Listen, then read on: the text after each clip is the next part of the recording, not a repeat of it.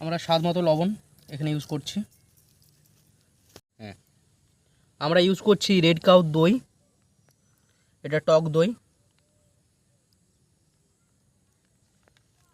Use করছি এমানি healthy tasty সরষের তেল। এখানে সরষের তেলটা একটু বেশিই লাগবে যেহেতু হান্ডি চিকেন, এর মধ্যে কোনো জল অ্যাড হবে না।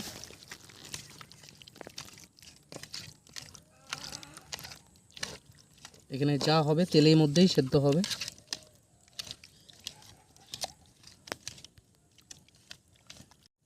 পেঁয়াজও অ্যাড করলাম এর মধ্যেই।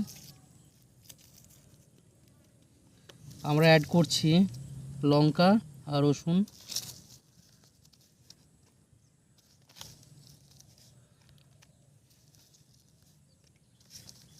সব অ্যাড করে আবার ভালো করে হাতে করে ম্যারিনেট করে নেব।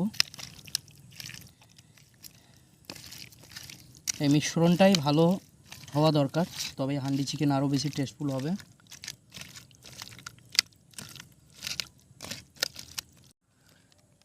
কাশ্মীরি লাল মির্চ